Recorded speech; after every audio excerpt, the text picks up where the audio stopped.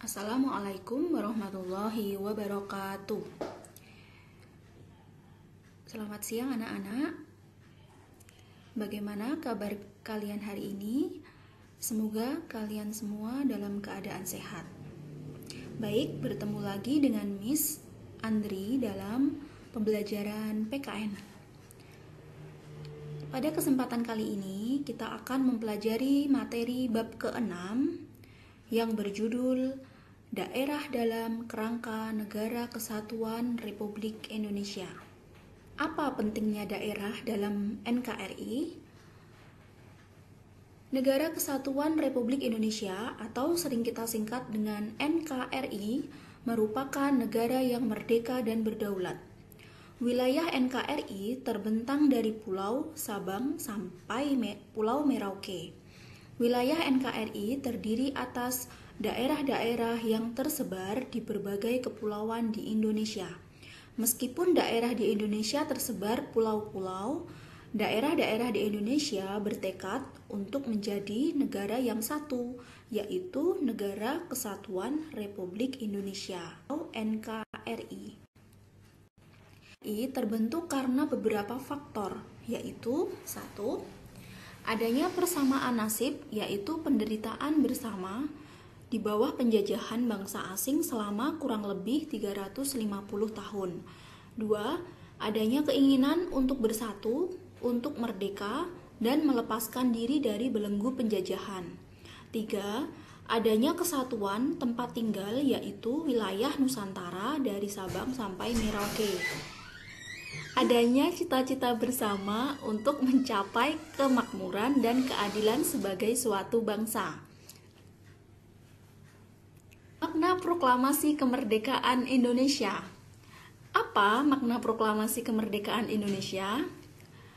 Proklamasi Kemerdekaan Indonesia mengandung makna bahwa bangsa Indonesia telah menyatakan kepada dunia luar maupun kepada bangsa Indonesia sendiri bahwa sejak saat itu bangsa Indonesia telah merdeka dan berdaulat, sehingga wajib dihormati negara lain secara layak sebagai bangsa yang mempunyai kedudukan yang sama dan sederajat, serta hak dan kewajiban yang sama dengan bangsa-bangsa lain.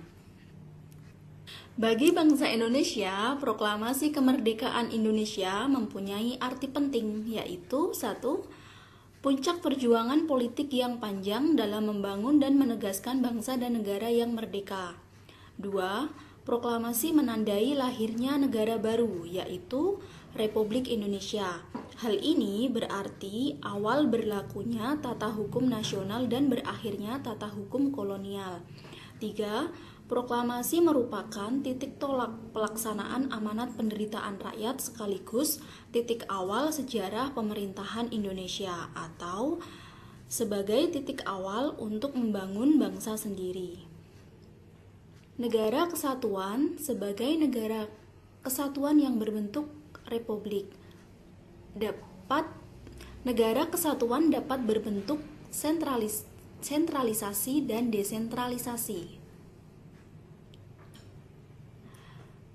Negara kesatuan dengan sistem sentralisasi artinya segala sesuatu dalam negara itu langsung diatur dan diurus oleh pemerintah pusat, sedangkan daerah-daerah tinggal melaksanakannya. Sedangkan negara kesatuan dengan sistem desentralisasi artinya pelimpahan kesempatan dan kekuasaan kepada daerah untuk mengurus rumah tangganya sendiri atau sering kita sebut dengan otonomi daerah. Atas desentralisasi yang dijalankan oleh negara Indonesia memberikan kesempatan dan keleluasaan kepada daerah untuk menyelenggarakan otonomi daerah. Pelaksanaan urusan pemerintahan oleh daerah dapat diselenggarakan secara langsung oleh pemerintah daerah itu sendiri dan dapat pula penugasan oleh pemerintah provinsi ke pemerintah kabupaten atau kota, dan desa penugasan dari pemerintah kabupaten atau kota ke desa. Berikut ini Miss berikan tugas untuk kelas 7 agar dikerjakan dan dikumpulkan hari ini ya. Terima kasih dan selamat mengerjakan.